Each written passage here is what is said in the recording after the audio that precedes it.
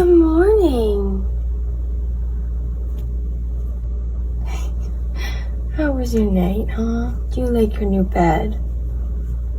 Yeah. This is the story of a squirrel named Gibby, an unlikely companion who completely transformed how I see these amazing little creatures. Gibby, come.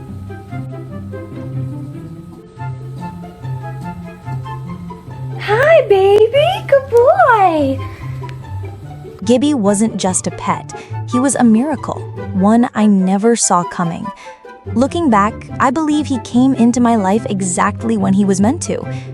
He turned my world upside down in the best way possible, bringing joy, laughter, and a whirlwind of emotions into my home. At first, Gibby belonged to someone who tried to raise him as a pet, but they quickly learned that squirrels aren't like cats or dogs. They require more than just food and shelter. They need understanding. They need patience. Eventually, Gibby was brought to a wildlife center, and that's where our paths crossed. When I opened his enclosure for the first time, people warned me, "Be careful, they're aggressive." But not Gibby. He walked right up to me, looked into my eyes, and gently reached out to touch my hand. It felt like magic. You're my good boy. Yeah, okay. A moment so real and powerful, it's hard to explain. That same day, other squirrels were being released into the wild. One of them, Mel, bolted without a second thought. Freedom was calling. But Gibby? He clung to my leg. Mel seemed to call out, "Come on, Gibby." But Gibby stayed put, as if saying, "I'm not ready. I belong here." From that day on, I noticed things. At night, I would hear him crying from a branch, lonely, unsure. Then one morning, I found him at my glass door. His back was bloodied, covered in claw marks, clear signs of a predator attack. That was the moment I knew. Gibby wouldn't survive out there. He needed a home. And now, even if I leave the door wide open, he has no desire to go. He's found his place, and he's not letting it go. Gibby has since become the true master of the house. He runs the show with a mischievous charm that's impossible to resist. If I ignore him too long, he'll casually knock something off the table, just to get my attention. But when he's happy, we can play for hours, and he loves every second of it. He's got his preferences too. He won't drink from his water bowl, only from my glass. And if it's sweet tea, well, that's heaven for him. You have a whole bowl of water sitting over there for you. He adores being pampered. One of his favorite things is when I brush his fur with a tiny grooming brush. He relaxes completely, like a little person at a spa. He also gets along beautifully with my other pets. Every day, he plays tag with my rabbit, Mosley. And with my bearded dragon, Sheldon, he shares food, especially if it's something tasty. They sit together at the window, staring out like two old friends contemplating life.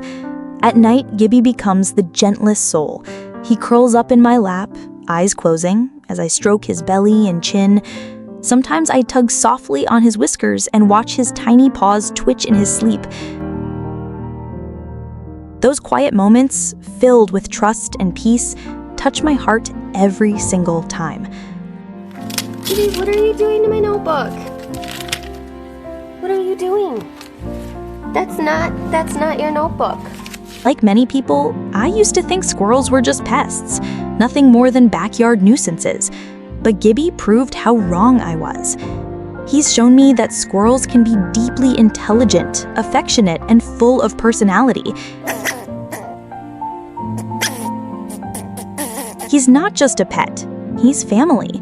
And I honestly can't imagine life without him. Listen! I love you! This is the incredible story of a clever little chipmunk named Charlie, who became nothing short of a miracle in my backyard. It's hard to believe, but this chipmunk knows his name. Charlie, freeze.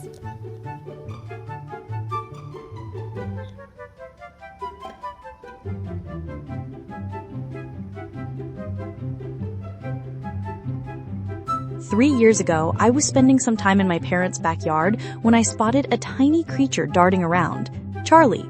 At first, he was skittish and would scurry away as soon as I moved. It took me about a week and a half before I could get close enough for him to not run off in fear.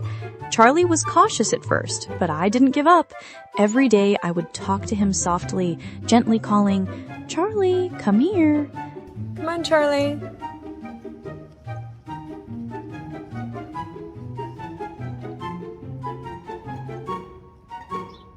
Slowly, my persistence paid off, and eventually it became second nature for him to respond to my voice.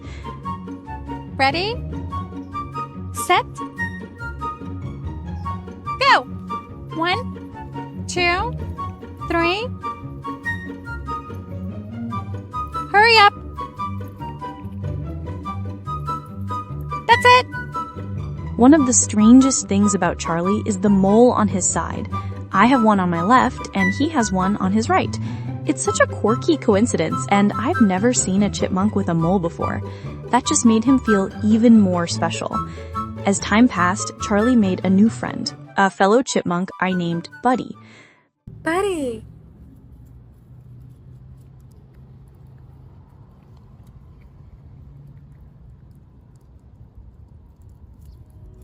Buddy seemed to feel more comfortable with Charlie around, and soon he warmed up to me too. Let's go! I'm gonna need you guys to kiss. Yeah, come on, kiss. Stinky breath. Come on. You did it! But here's the thing. Charlie's a jealous little guy. Not long ago, I fed another chipmunk, and Charlie, looking absolutely betrayed, gave me the most judgmental stare.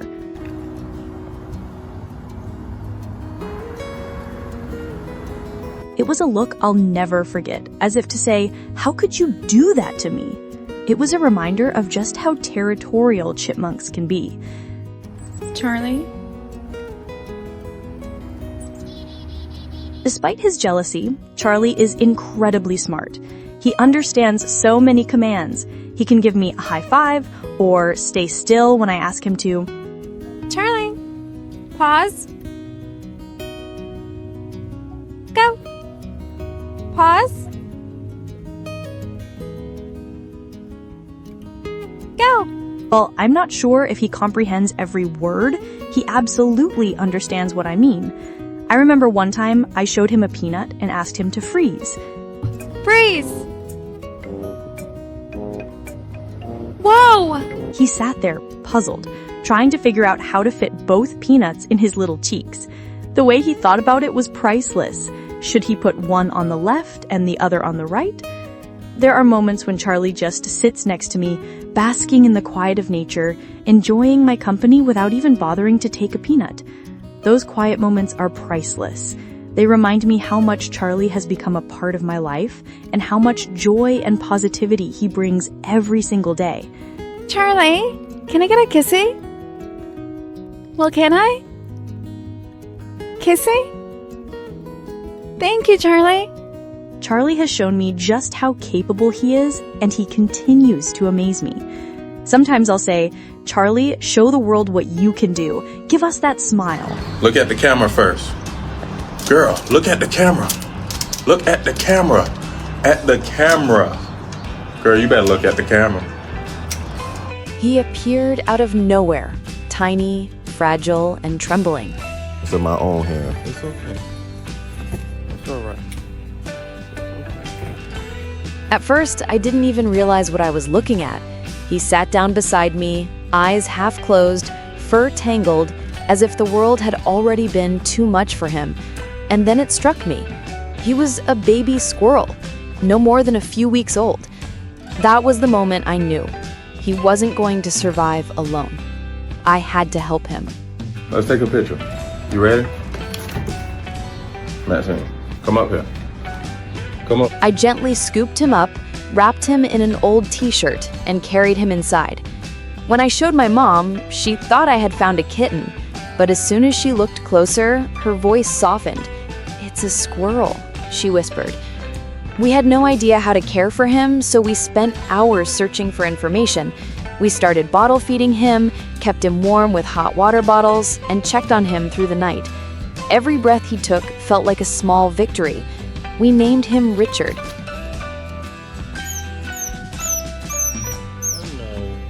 Those first few days were terrifying. He barely moved, slept endlessly, and I was afraid I would lose him.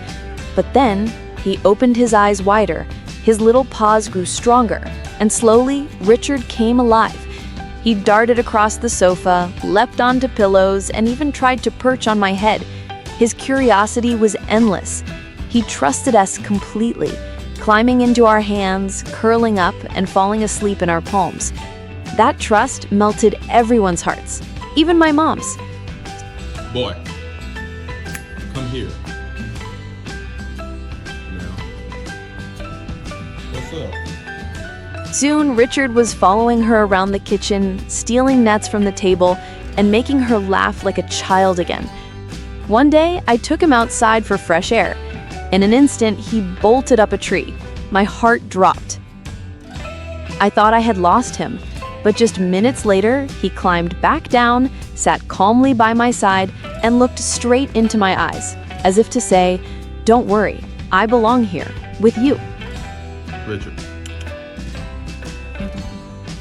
What you doing? What are you doing? That became our routine. Richard would explore the trees, disappear for a while, then always return to me, to us, to his home. And soon, other squirrels began showing up.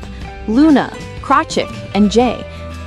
They weren't as tame as Richard, but they lingered around, especially when Mom called them. We often joked that she spoke fluent squirrel. Now, Richard is fully grown, bigger, stronger, wiser. He no longer leaps across tables or steals food from the kitchen, but every single morning, without fail, he climbs down from the trees, waits patiently by the door, and sits with me for 10 quiet minutes before heading off again. Yeah, I'm about to go take it to Maxine, all right? In those moments of silence, I can't help but feel he understands everything. He just chooses not to say it. If Richard's journey touched your heart, don't forget to like, comment, and subscribe for more stories.